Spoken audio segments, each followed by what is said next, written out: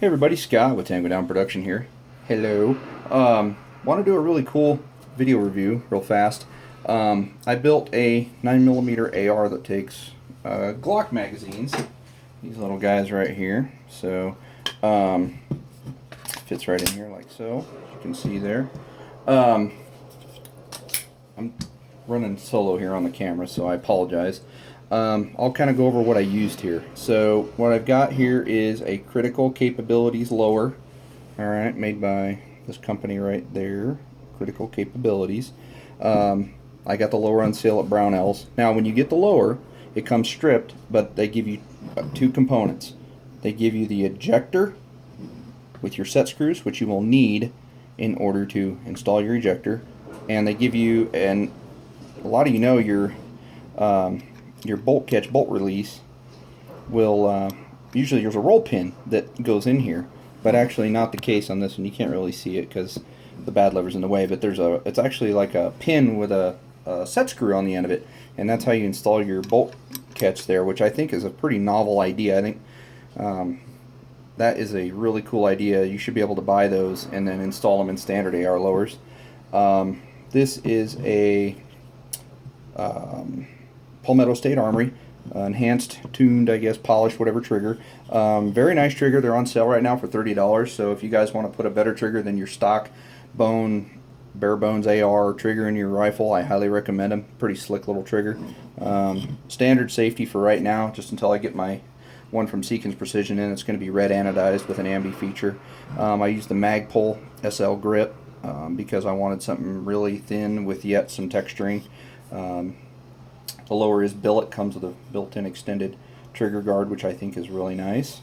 And kind of funny, I actually had enough spare parts in my spare parts box to complete the lower, minus the trigger. I bought that just recently, but I thought that was pretty hilarious. I had everything for the lower in a spare parts bin. Thought that was kind of funny. And over here they give you they also include with the lower your magazine release there. I can kind of see it's kind of dark there. I'll see if there you go. So that's the magazine release. Now that is one feature about this lower I'm not a big fan of. This is a polymer or plastic, if you will, mag release. Now so far I've had no issues with it. I've got 150 rounds down range with this lower, and I've had no issues with that mag release. But again, if there was something ever I was going to try to fabricate or maybe get one of these and made in aluminum, I think I would seek doing that in the near future. So anyway, and then also I went with the Law tactical folder, again on sale at Brownells right now for $199.99, and I think they have free shipping as well. That is a phenomenal deal for one of these, because normally they're about $260.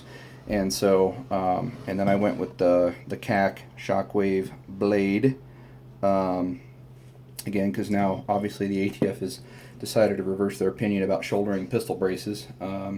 I know there's some controversy as whether or not it applies to all braces or just the SB tactical brace, but honestly, I don't know anybody that's ever been prosecuted for shouldering a pistol brace, and I don't see the ATF running out to start doing that anytime soon.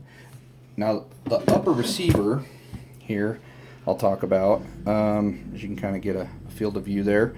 I'll start from back here. Okay, this is the Law tactical folder adapter that goes in the back of the bolt. Now that is why I used a stripped upper receiver from Angstadt Arms, and this is also, I'll turn it around so you can see it, that is an Angstadt Arms black nitride bolt carrying group. I highly recommend these bolt carrying groups. They're not cheap, guys. They're $200, but you absolutely get what you pay for, because the weight that is normally in the back of the 9mm AR bolt carrying groups, you can just take the roll pin punch and knock out your roll pin, and then you stick that in for your Law tactical folder, and it's no other type of machining or modification required to make this work. And it also is milled and ramped for the use of a standard AR hammer, so you don't need to buy the proprietary 9mm hammer. I used the Strike Industries red anodized extended latch charging handle. Thought that was pretty slick. Take that out of there and set that down. Magpul emboss rear, and I went with the Sightmark DualShot Pro red dot optic. Spin it around, you get another shot at it here. I like this optic. It's really slick for about $130. It doesn't break the bank. On a 9mm AR, I think it'll work just fine. Obviously, I wouldn't go roaming through the hills of Afghanistan with it. It's not that durable. However, it's pretty sweet. This is a laser. I don't know if I mentioned it in my previous videos. I'm not usually a fan of lasers on handguns. However, because you can stabilize this a lot better than you can a standard handgun, this laser actually serves a really good function on this because it essentially works like a miniature shoulder-fired platform, if you will. There's a safety latch right here that's made of rubber. You can move that out of the way, and then you can activate the laser and turn the laser off, and then put that back in place so you don't accidentally turn that on. The optic has... Let's see if we can get it in here. Oh, it's not being... Okay, you can kind of see it there on the side. It's got multiple reticle switch on the bottom.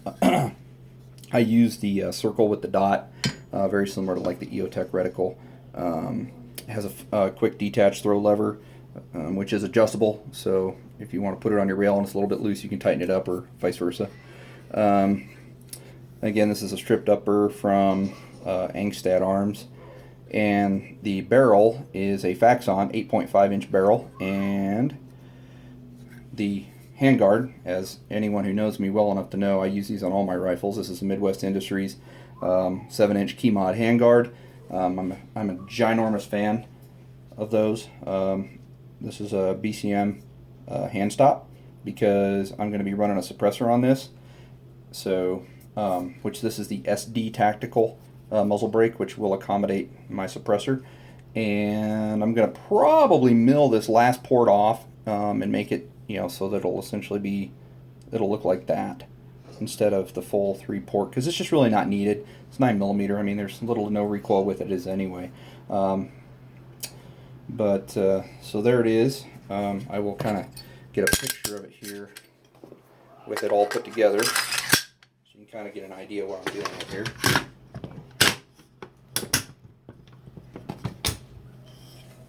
So if I fold it, there we go. Put the camera up here. So there it is, folded. I mean, this sucker fits in a backpack. It's so tiny, and it's pretty slick. There's the back end of it there. You can see got a Spikes tactical buffer in there. Had that in the spare parts box too. And also, I'm going to do a shameless plug here for my holsters. I'm making custom Kydex holsters as well. This is for a Glock 19. Going to get ready to do. I have access to a custom laser engraver with Colorado Gun Rights. He's phenomenal. He's been doing engraving on my holsters for me for customers. So I'm making those now. So there's my shameless plug for my Angry Roosters holsters on Facebook if you want to go check it out. But yeah, I sighted in the irons. I sighted in the red dot on this. Red dot sighted in at 25 yards, laser sighted in at 21 feet, because that's more for point shooting than anything. Irons are also sighted in with the red dot at 25 yards. This little sucker's a tack driver, guys. I'm telling you, if you ever thought about buying a 9mm AR, I highly recommend getting one that uses Glock mags.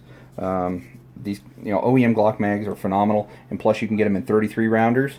Again, I think this is a phenomenal little package. And again, because it is considered a handgun by the ATF, if you have a concealed carry permit where you live, well, guess what? Well, you throw it in a backpack, put it around in the chamber, and put it on safe, and you can carry it. You walk around in a backpack with this, and if you're in Denver, Colorado, and you're going to go visit Saudi Aurora or Montbello or some of the other places that are not so well known for being good places of town, well, 5 Points, whatever, places like that. Well, you want to throw that in the backpack in case you get mixed up in some nonsense. Well, there you go. Alright guys, well that's pretty much it. I hope you enjoy it. I'm going to get some range time with this hopefully in the near future where I can get some video of me shooting it. But like I said, 150 rounds downrange, not a single malfunction at all. It ran like a top. There you go. So I hope you all enjoy. Take care of yourselves, be safe out there, and more videos hopefully in the near future.